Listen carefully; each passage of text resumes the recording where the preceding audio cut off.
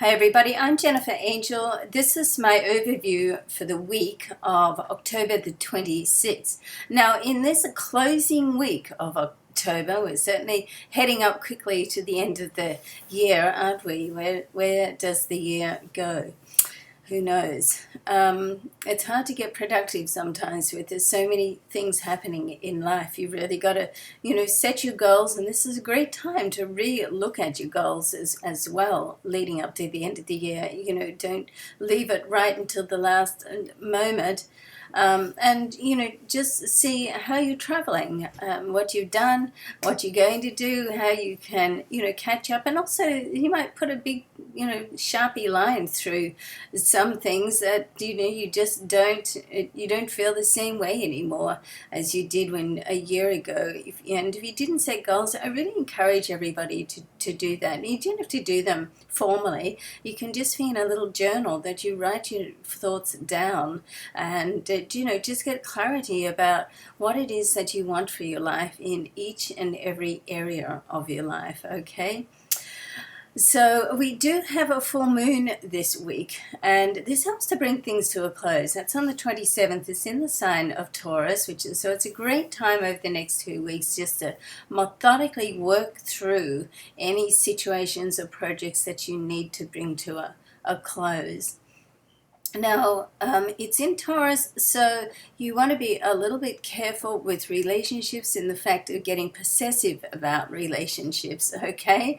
And, life is full of situations of give and take. I mean, there's a natural sort of balance that goes on, and very much with relationships, because really, when you think about it, it's all about relationships. I mean, it's our relationship to everything and everyone in life that forms who we are, and our attitudes and our values about life. And that can be our relationship with the earth, or relationship with our partner, or our family, and everything in between. Okay, so it's a great time to sort of let go of any fears that you have around relationships, particularly intimate relationships, and just sort of think, well, you know what will be. Whatever happens, it'll work out as it should. And I know that that's difficult sometimes to grasp, because it's the simple fact of the uncertainty of life, which can throw us into a spin. And me too. I mean, we're all in that. I'm a Capricorn, so we like to have everything sort of controlled and organized, and life isn't like that. So and the same as Taurus, they like to have everything controlled and organized as well. And sometimes you just have to throw it out to the universe and say, hey, I need some help here. I don't know what's going to happen. Please help me, bring this all together in the way that it should, and the way that it's going to be the best for me and the people that I love. Okay. Now, this is the second house, and it's also about money and possessions. So if you've got some dealings going on, you want to tune into your instincts to know sometimes it's not always possible to get everything in black and white, and it's not always possible to get all the data and relevant information that you need to make a decision. So with the moon in this area of money, then it's a good time to just, how do you feel about this? And, if you get some facts together and they line up with how you're actually feeling, well, to me, that's pretty well a winning formula. But it's a good time to either bring a financial situation, to a head, or, do some research and think about how you want to change your financial situation. What can you do to make it better or more suitable for you? Okay.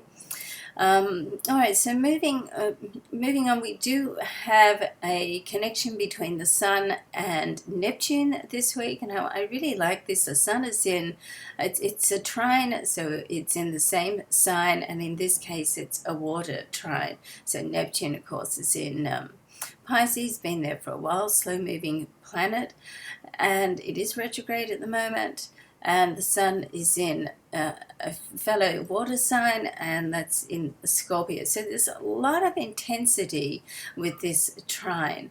It's a favorable connection. It's very imaginative. Creativity can come out of it, but also with the sun being in the sign of Scorpio, I feel there's a lot of push and action. There's like a trigger there to really grasp, be inspired about something that's going on in your life, and to be able to grasp it and run with it and put it into action. Very nice for love too.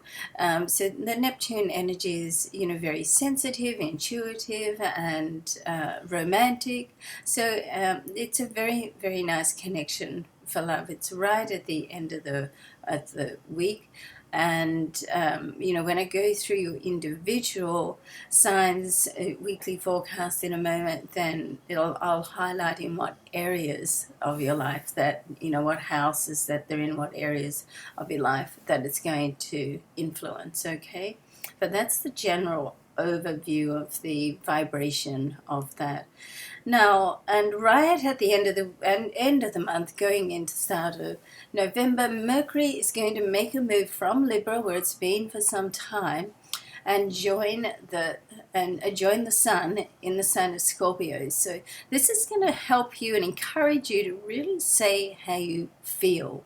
Not how you think, or not what you feel you should say, but really how you feel from your heart. And by doing this, you can settle some misunderstandings, particularly as Mercury was retrograde for for some time, for the normal amount of time, 3 weeks retrograde, but then we also have that shadow period afterwards, which delays it, and the shadow period at the start as well.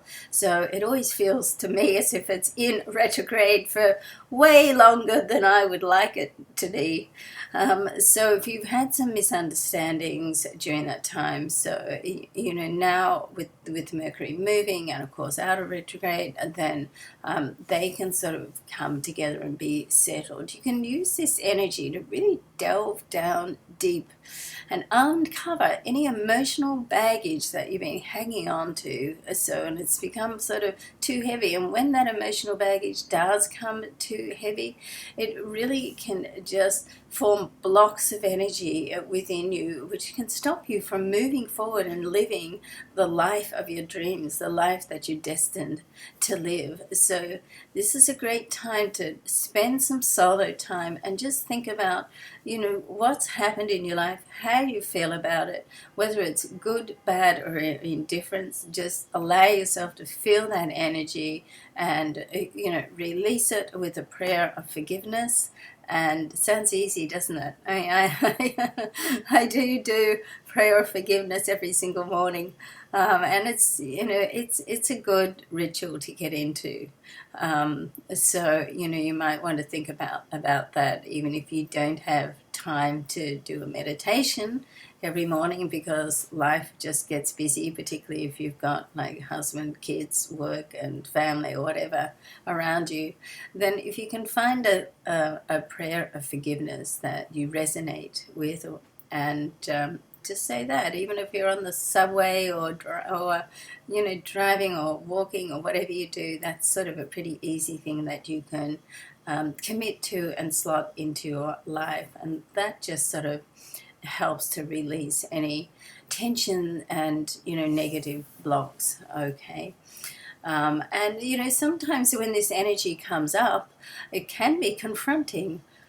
That's life, but the result is worthwhile. And once that you learn some simple methodologies of releasing energy and tension and emotional blocks in your life, then you can do it time and time again, because as we're growing and evolving, of course, we always have new things that we have to deal with and release. So I would encourage you to, there are lots of great teachers around. Find a teacher who you resonate with, or a center. center, in your city, and get involved. Okay, all right, so lots of love to you. Thanks so much for watching, and if you're enjoying my videos, I'd really appreciate it if you could share it with your social networks, and if you're brilliant at social networks, then please give me some hints, because it's not my strong point. I must say I'm really trying to focus on it a little bit more, but not doing very well with it.